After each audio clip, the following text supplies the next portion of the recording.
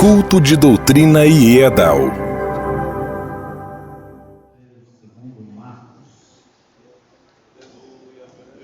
justificado, nosso pastor Deicila, necessitou se ausentar,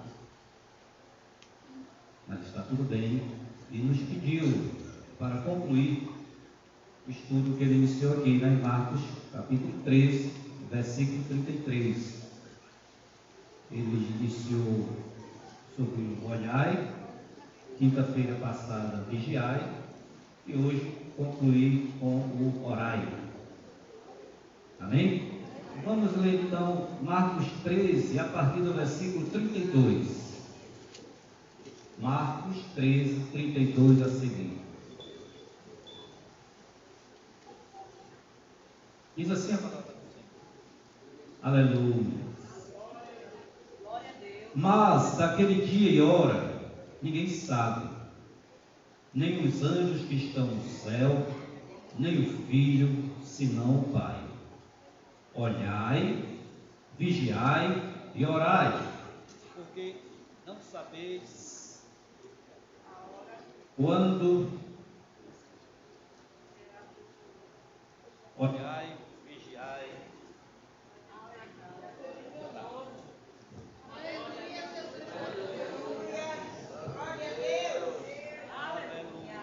Glória a Deus.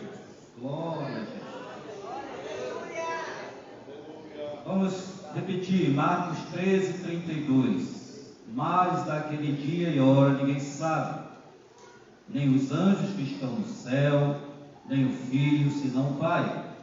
Olhai, vigiai e orai, porque não sabeis quando chegará o tempo. É como se um homem partindo para fora da terra deixasse a sua casa e desse autoridade aos seus servos, e a cada um a sua obra, e mandasse ao porteiro que vigiasse. Vigiai, pois, porque não sabeis quando virá o Senhor da casa, se à tarde, se à meia-noite, se ao cantar do galo, se pela manhã, para que, vindo de improviso, não vos ache dormindo. E as coisas que vos digo, digo-as a todos. Vigiai. Amado, poderoso, maravilhoso Deus, te agradeço, Senhor, pela oportunidade que o Senhor nos concede e a mim de ministrar a tua palavra nesta noite, Senhor. Rogamos, como sempre, a direção do teu Santo Espírito, que eu seja apenas um canal, Senhor, que o Espírito Santo do Senhor fale através de mim. Meu Deus e meu Pai, em nome de Jesus, te pedimos pelos enfermos, Senhor. Te pedimos pelos teus servos, Pai, que estão afastados da tua presença. Rogamos também pelos que estão em viagem, pelos que estão em trabalho. Meu Deus, meu Pai, em nome de Jesus, já te agradecemos pela certeza, Pai, da tua presença e da direção do teu Santo Espírito. Em nome de Jesus. Amém. Prefeito Ornelas, você aqui com a gente? O lugar é aqui. Meus irmãos, nosso pastor, minha responsabilidade é dobrada, né? Concluir. E eu não estou com o estudo que ele fez, mas, pela bondade do Senhor, nós vamos cumprir com aquilo que nos foi confiado. Estes versículos, Marcos 13, a 32 a 37, ele foi proferido por Jesus após o sermão profético. E esse versículo, essa parábola, ela também é semelhante à parábola dos talentos, que se encontra em Mateus 25, 14 a 30 e em Lucas 12, 35 a 48. Por conta do tempo, nós não vamos ler. E o que essa parábola, o que esses versículos nos traz? Eles nos exortam à sobriedade e à vigilância. Marcos 13, 37, o último diz: e as coisas que vos digo, digo-as a todos. Vigiai, vigiai, vigiai. Essa parábola, esses versículos, também é chamado de o discurso do Monte das Oliveiras. Jesus falou de duas coisas nesses versículos. Ele fala dos últimos dias, dos últimos tempos, e ele fala da sua segunda vinda. Então, esta parábola, repito, ela é sobre vigilância. E o versículo-chave é o versículo 33. Olhai, vigiai e orai. E esses versículos, essa parábola, ela faz parte de uma série de 9 parábolas sobre alerta, sobre vigilância. E elas, em várias referências aqui, não vamos citar, mas ela também nos remete à parábola do porteiro. E essa parábola, ela parece ser simples, né? Uma parábola, alguém escreveu singela, mas ela acabou sendo encoberta pela sombra das outras parábolas sobre o mesmo tema. Porém, ela é independente, é uma outra parábola, e ela precisa ser compreendida a partir dela mesma, o que ela mesma revela, sem misturar com outros ou com outras matérias. E o Senhor Jesus, ao nos dar essas profecias, Ele estava inspirando aos seus discípulos e a nós hoje a especular sobre quando exatamente Ele ia voltar. E nós vamos ver nos versículos que lemos, inicial, a partir de todo o capítulo 13, que eles indagam a Jesus. Jesus sai do templo, Jesus vai para o Monte das Oliveiras, Jesus senta lá no Monte das Oliveiras, de frente para Jerusalém, atravessando aquele vale, e os discípulos começam a perguntar para ele sobre as últimas coisas, sobre os últimos dias, e Jesus nos traz esta parábola. Então, a partir do versículo 32, ela não só nos traz aqui sobre a volta de Jesus, mas diz que é óbvio que Deus, o Pai, conhece os tempos, e Jesus e o Pai são um, mas Jesus tomou a forma de homem voluntariamente, nós sabemos, ele desistiu, ele abriu mão, né, dos seus atributos divinos. É um segredo a volta de Jesus. Por isso, e as coisas que vos digo a todos, vigiai. Nós não sabemos o dia, nós não sabemos a hora, nós não sabemos o momento, mas está próximo. Este dia está próximo. Este dia está próximo. Este dia está próximo.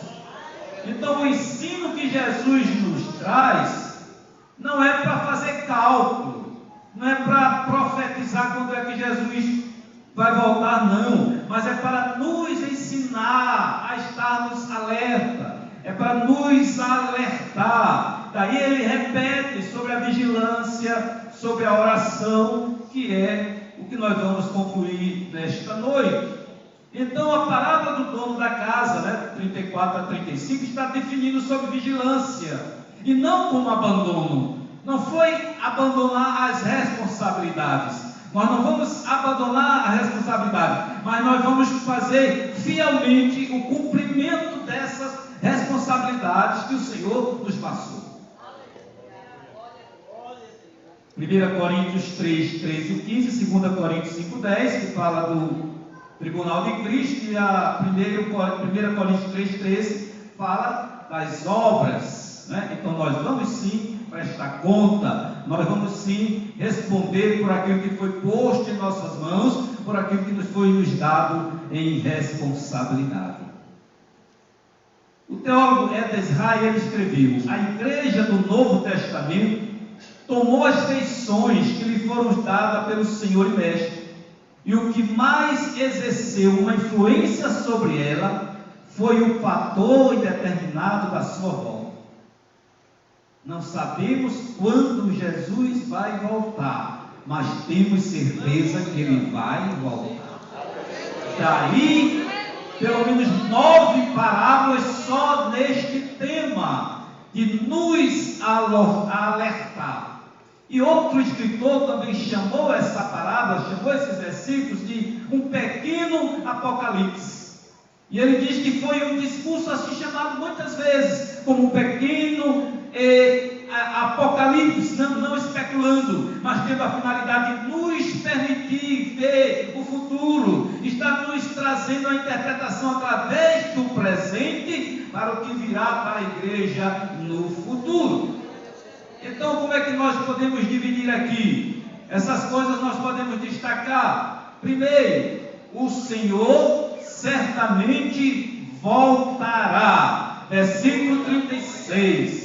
Para que vindo de improviso não vos ache dormindo. Para que vindo de improviso não vos ache dormindo. Segundo, ninguém, nem aos anjos, nem mesmo o Filho, poderá saber quando. Eu já disse isso no versículo 32. E terceiro, portanto, todos nós devemos vigiar, estar alerta, orar e estar preparado para o seu repentino retorno. Vigiar, orar, olhar, estar alerta, estar atento, vigilante. Pode ser a qualquer hora, pode ser a qualquer momento. Aleluia. Era como se Jesus estivesse dizendo: estais de sobreaviso. Mulher, que já foram mães, quando vai se aproximando o período da criança nascer, ela fica em estado de sobreaviso. Ela começa a sentir alguns sintomas. Então é necessário estarmos de sobreaviso. E aí o versículo 33, ele inicia: olhai. O nosso pastor já discorreu aqui em todo um culto. Aí o segundo veio: vigiai. Também já foi discorrido aqui quinta-feira passada. Então estais de sobreaviso, estais de prontidão, porque não sabemos quando esses acontecimentos do fim do tempo vão se desencadear sobre nós. Mas se nós olharmos, nós já vamos ver.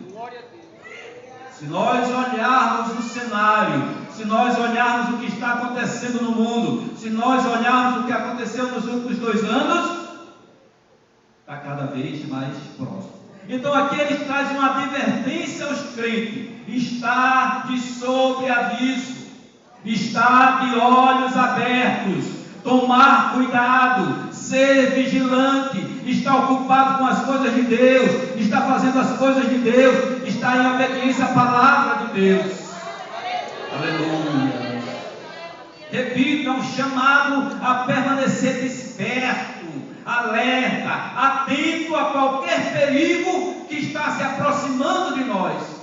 Está atento às investidas do inimigo, está atento a tudo que possa tirar a nossa atenção do reino, da palavra de Deus. Orar, necessidade constante do crente.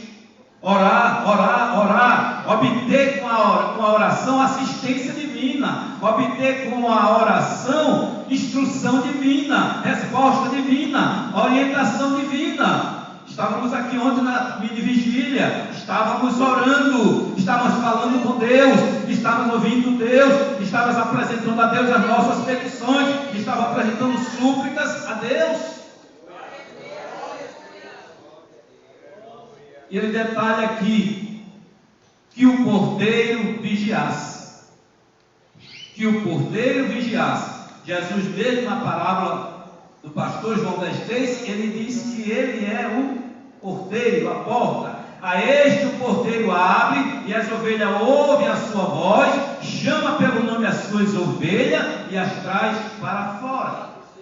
Nos dias de Jesus, o portão ele era mais à frente, semelhante, vamos dizer, o portão mais distante da casa. Então aquele portão permitia a entrada do seu mestre assim que ele chegasse. Então o porteiro ficava de vigilância, o porteiro ficava alerta, o porteiro ficava olhando se não via alguma poeira de cavalo, de carruagem, porque o seu mestre estava voltando. Ele sabia que o seu mestre ia voltar. Ele não sabia que dia, que hora o mestre iria voltar, mas ele ficava de porteiro, ele ficava na porta, ele ficava vigilante, ele ficava de sentinela. Versículos 34 e 35, que nós lemos, é como um homem partido para fora da terra, deixasse a sua casa e desse autoridade aos seus servos, e a cada um a sua obra, e mandasse ao porteiro que vigiasse. E o porteiro tipifica também nós que estamos à frente de congregações, nós que somos ministros, nós que pregamos a palavra. Então nós também tipificamos o porteiro. Os porteiros no templo, eles ficavam de guarda a noite toda, e eles tinham a obrigação de estarem alerta, eles tinham a obrigação de estarem vigilantes. Qualquer guarda encontrado dormindo em serviço era açoitado. Qualquer guarda que encontrasse dormindo em serviço, ele era açoitado e tinha as suas vestes incendiadas. Isto acontecia. Apocalipse 16:15 nos diz: eis que venho como ladrão. Bem-aventurado aquele que vigia e guarda os seus vestidos, para que não ande nu e não se vejam as suas vergonhas. Porque se o vigilante, se o porteiro, ele dormisse, ele era açoitado, ele tinha suas vestes queimadas e ele era ridicularizado. Então é importante observarmos, versículo 35, que quando vier o Senhor, cedo ou tarde, este evento poderá ocorrer durante a noite. Porque quando a vigilância e a precaução são mais difíceis, vem o cansaço, vem o sono, vem a sonolência. E Jesus diz ao seu discípulo e diz a todos, versículo 37, vigiai. Como eu disse, esse capítulo 13, ele resume, se podemos dizer, a previsão da destruição do templo, versículos 1 a 8. A paciência na perseguição. A paciência na perseguição, versículos 9 a 23. A preparação para a volta de Cristo, versículos 24 a 37. Então, todos os ministros da palavra, como eu disse, todos nós que ministramos a palavra, nós somos advertidos, nós agimos como porteiro, porque nós estamos esperando o Mestre, nós estamos à frente, e a nossa obrigação é anunciar que o Mestre está voltando. Anunciar que o Mestre está voltando.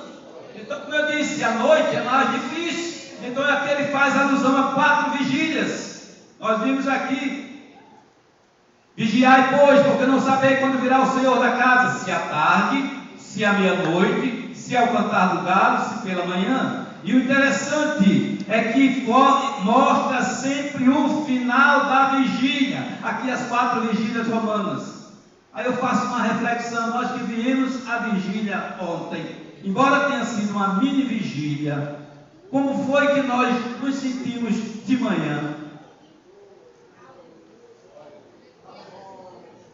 Mais sono, talvez dormir um pouco mais.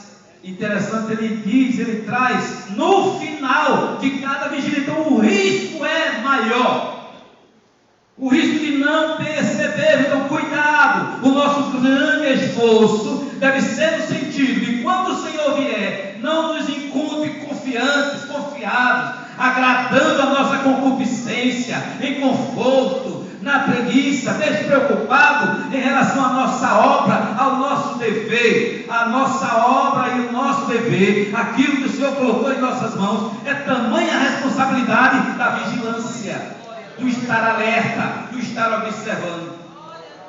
Vigiar também é ser fiel.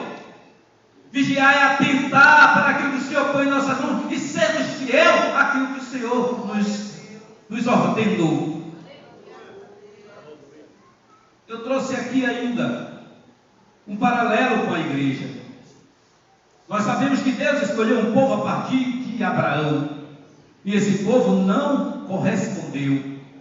Esse povo foi desobediente. Êxodo 39, 19 a 25 diz: e aconteceu que quando logo chegou Moisés próximo do arraial, viu o bezerro e as danças, acendeu-se-lhe o furor e arremessou as tábuas das suas mãos e quebrou-as ao pé do monte.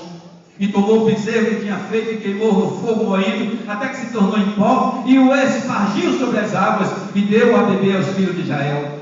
Moisés perguntou a Arão: que tem feito este povo, que sobre ele trouxesse tamanho pecado?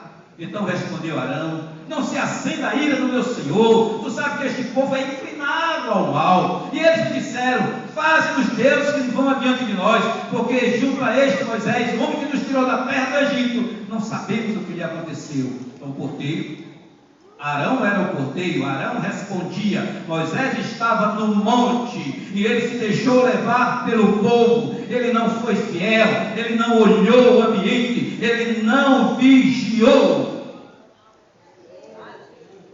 Como é que diz o versículo 25? Vendo Moisés que o povo estava despido, porque Arão o havia deixado despir-se para a vergonha entre os seus inimigos.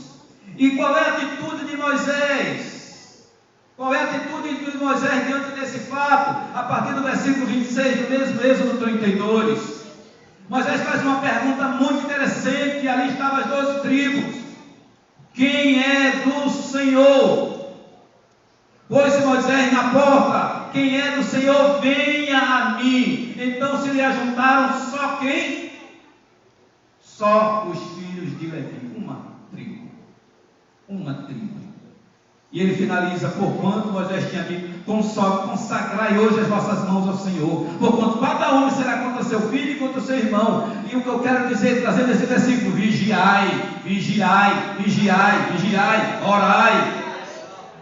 Então é o papel da igreja, a igreja tipificando aqui os seus ministros, repito, o porteiro, anunciar a palavra, anunciar a volta de Jesus, vigiar e orar, é responsabilidade de nós, porteiro, tipologicamente falando.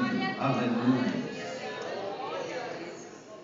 Versículos 33 que nós lemos e 34 nos faz este alerta. Aí eu volto a perguntar: falei há pouco da mulher grávida próxima da luz. Aí eu pergunto agora das que já casaram, as que estão noiva, as que estão preparando o casamento. Quanto tempo você levou para preparar o casamento? Quantas coisas precisou arrumar? Quem vai participar? Aonde vai ser? Quais vai ser as vestes? Quem vai ministrar? Você faz todo esse preparo. Você vai em casa, tem a criança, você também prepara tudo para a chegada do bebê. Você estuda, você se forma para ter uma carreira profissional. Você planeja comprar um carro, você planeja comprar uma casa. Você vai discutindo, planejando. E como está o meu planejamento para a volta de Jesus? E como eu estou me preparando? Porque já disse isso aqui em um outro momento. Foi feita uma pesquisa nos Estados Unidos há muito tempo.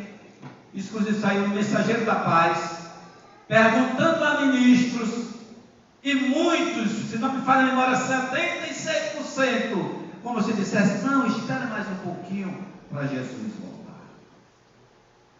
Espera mais um pouquinho, não tem espera mais um pouquinho. E a única forma de nos prepararmos é estudando a palavra. É estudando a palavra. É estudando a palavra. Vivendo cada dia a palavra. Vivendo segundo a palavra. Vivendo as expressões da palavra. Vigiando, vigiando, vigiando. Só assim estaremos preparados. Glória a Jesus. Vigiar continuamente. Ou estar acordado, manter-se alerta. Aleluia. Está de prontidão, porque vem o sono, vem o cansaço, vem uma sonolência, vem naturalmente, eu falando aqui espiritualmente, mas nós estarmos preparados à luz da palavra, não seremos pegos despercebidos. E o Senhor diz: tal prontidão é necessária. Tal prontidão é necessária para não sermos pegos de surpresa, para não sermos pegos dormindo, para não sermos pegos cochilando. Por isso é necessário. A pessoa deve estar alerta, e aquele que estiver alerta verá os sinais da volta do Senhor. Versículo 28 e 29 do mesmo capítulo está escrito: aprendei, pois, da figueira.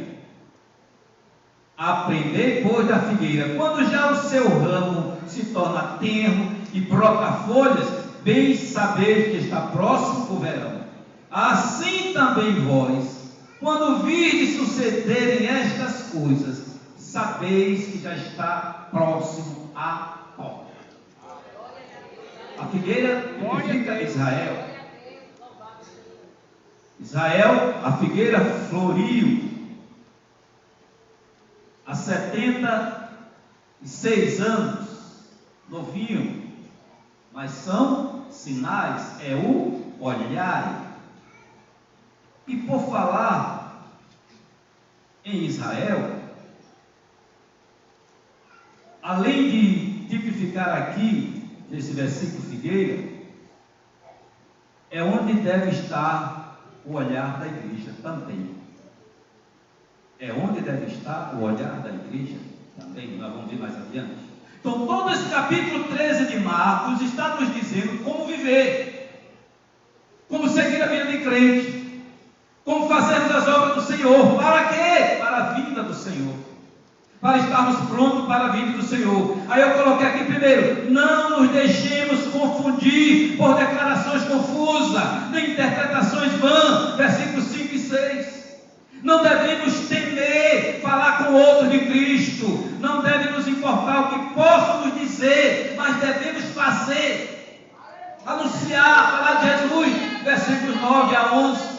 Devemos suportar por fé e não nos surpreendermos com as perseguições. Versículo 13. E que às vezes nos faz dormir. Perseguições, contenda, conflito, dormir espiritualmente, porque você deixa a vigilância, você se magoa, você se afasta, você está deixando o portão livre, e aí o mestre vem e você não vê. Quarto, devemos estar moralmente alerta e obedientes aos mandamentos para vivermos fundamentados na palavra de Deus. Vivermos fundamentados na palavra de Deus. Aleluia. Glória a Deus. E chegamos ao que o pastor iria concluir hoje: orar.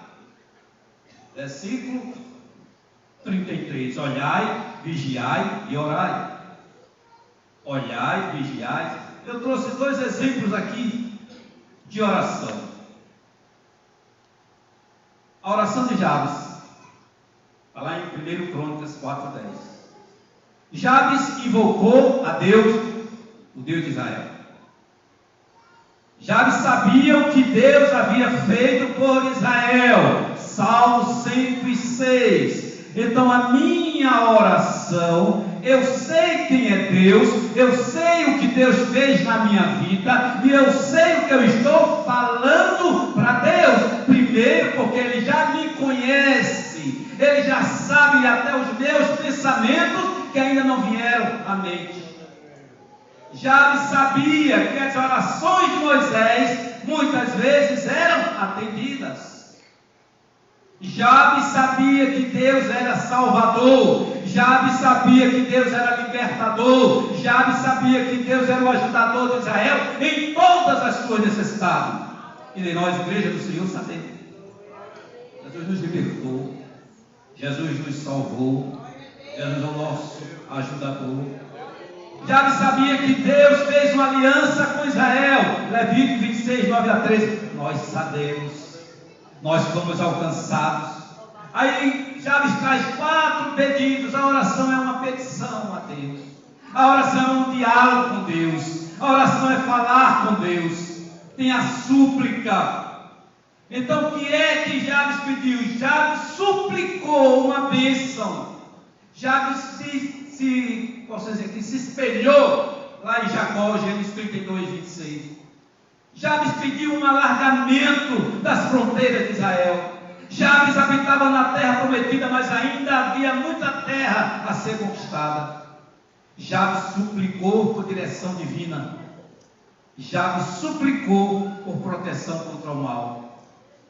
Eu estou olhando o ambiente. Eu estou percebendo como está o ambiente. Eu estou vigiante e vigilante. Então eu vou orar, porque eu conheço Deus. Eu vou pedir a Deus, eu vou suplicar a Deus a direção divina, a proteção contra algum mal. É um exemplo para nós. E Jabes recebeu a resposta de Deus. Diz que Deus atendeu a sua oração. Jabes recebeu bênção, alargou suas fronteiras, sentiu a direção da mão de Deus e foi protegido. Aleluia. Devemos nos aproximar de Deus, meus irmãos, com coração sincero. Devemos nos aproximar de Deus com certeza de fé. Devemos nos comparecer diante de Deus com o coração purificado e livre da má consciência, para que a oração tenha resposta. Aleluia. Um outro exemplo, a oração de Neemias, no capítulo 1 do seu livro. Uma oração que veio do fundo da sua alma. Não dá tempo nós lermos aqui. Mas o que é que ele suplica? Ele suplicou com jejum e lágrimas. E Deus ouviu. E ele orou sem cessar. Orou com profunda humildade. Versículos 6 e 7. Ele confessou seus pecados e o pecado do povo. Versículo 6. Ele lembrou Deus de suas promessas. Versículo 8 e 9. Ele apoiou a sua fé na palavra de Deus. Versículo 9. E ele orou com total submissão a Deus, a vontade de Deus, a direção de Deus. Aleluia. E os discípulos pediram para o Senhor ensinar a orar. Mateus 6. E eu trouxe aqui só um rascunho. Como é que foi a orientação? Orar como filhos, nosso Pai. Orar como adoradores, santificado seja teu nome. Orar submisso, venha teu reino. Orar como servos, faça-se a tua vontade. Orar como necessitado, o pão nosso de cada dia nos dá hoje. Orar como pecadores, perdoa-nos as nossas vidas. Orar como fracos, não nos deixe cair em tentação. Orar como carentes, livra-nos do mal. Aleluia. Glória a Jesus.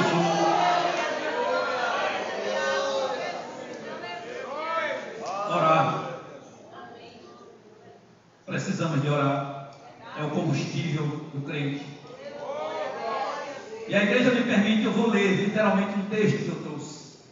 Diante do que está acontecendo em Israel. Eu vou ler o texto. Esse texto ele foi lido para o que hoje é primeiro-ministro de Israel, Benjamin Netanyahu. Ele foi primeiro-ministro de Israel por várias vezes, de 96 a 99, de 2009 a 2021, e retornou agora no final de 2022.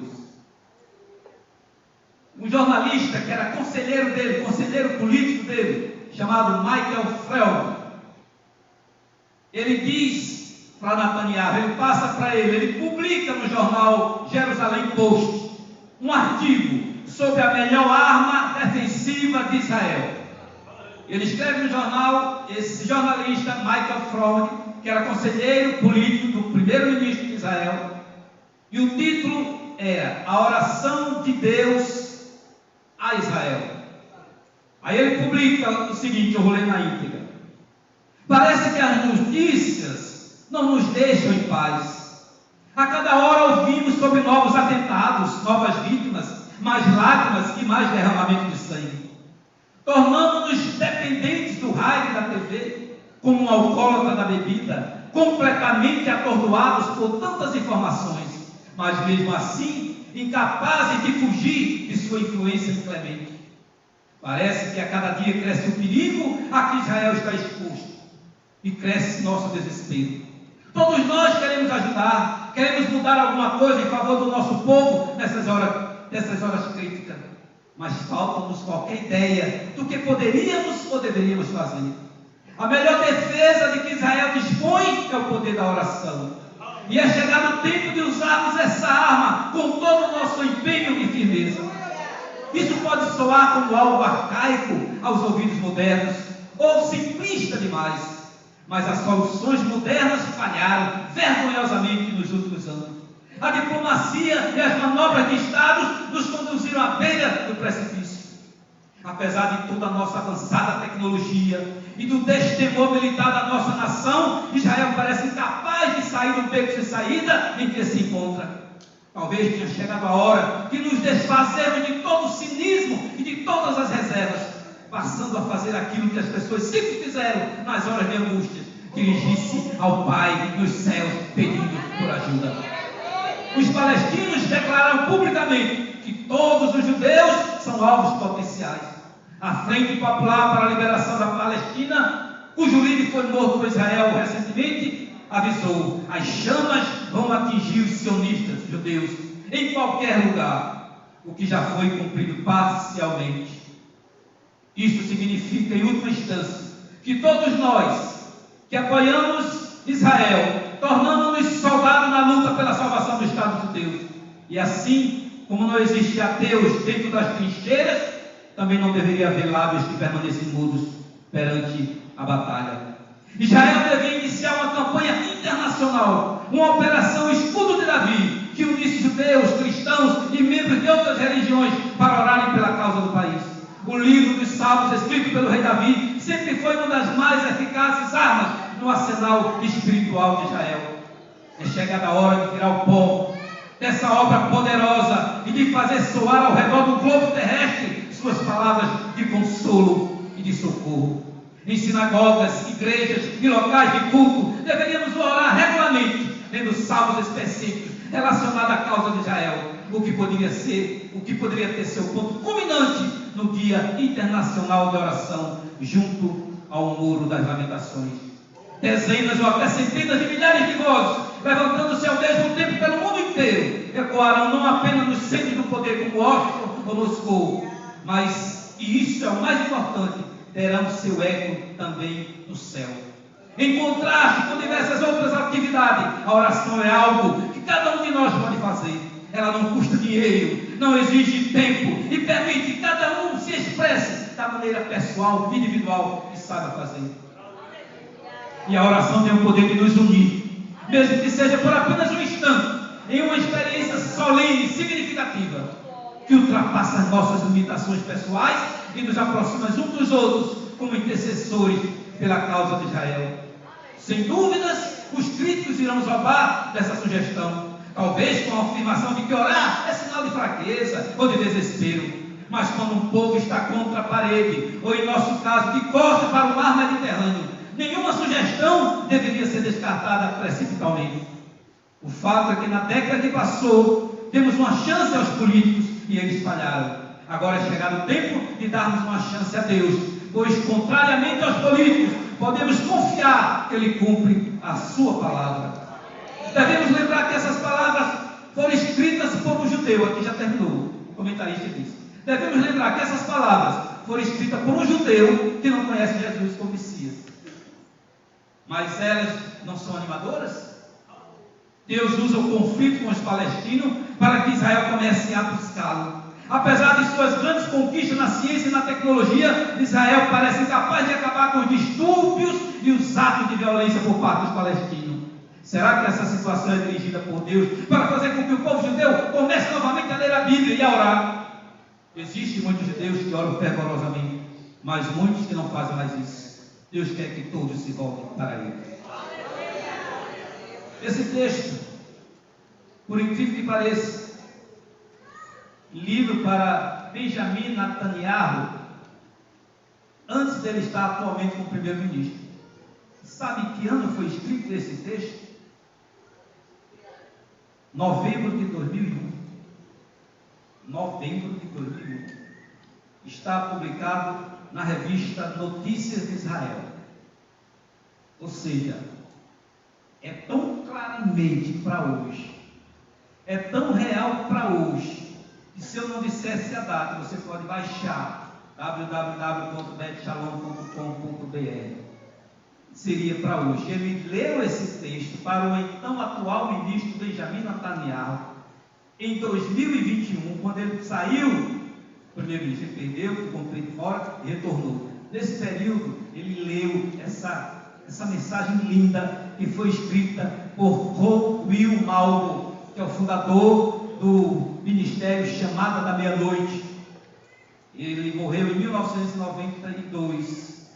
Então, meus queridos irmãos, fechando esta palavra, como o pastor me pediu, concluindo com uma oração: olhai, vigiai e orai. Olhai, repito, o que é que está acontecendo? Estamos vendo, é ao nosso redor, e na nossa casa, e na nossa igreja, e na nossa família. Como é que está? Como é que estamos? Olhai o que está acontecendo. E um crente que tem a visão, discernimento, percepção espiritual, ele vê que tem algo errado. E aí vigiai. Vigiai é estar alerta, atento, já disse, e orar. Orar, orar e orar. E eu finalizo aqui, continuemos orando por Israel, pedindo ao Senhor que mais judeus levantem suas vozes, conclamando o povo a buscar o Senhor. Quando os israelenses começarem a se voltar a Deus, eles poderão encontrar Jesus, pois ele mesmo disse a seu povo: porque se de fato cresces em Moisés, também crerias em mim, porque ele escreveu ao meu respeito. João 5,46. Então, meus queridos irmãos, finalizo esse estudo agradecendo a Deus por essa oportunidade e conclamando a igreja a orar. Nós precisamos orar. A Bíblia diz: orai sem cessar. Orai sem cessar não é você estar orando ininterruptamente, mas é onde você estiver, você está ligado nos céus, você está conectado nos céus, você está falando com Deus, você está ouvindo a Deus, e aí você não vai dar passo em falso, e aí você vai ter uma orientação, e aí você vai ter instrução e direção de Deus. Orar, o Senhor nos deixou como fazer. Orar em todo o tempo. Orar pela igreja, orar pelo ministério da igreja, orar pelo pastor da igreja, orar pela família do pastor, orar pelas nossas famílias, orar pelos que não foram alcançados, orar para que o Espírito Santo fale aos seus corações e se rendam ao Senhor. Orar. Olhai, vigiai e orai.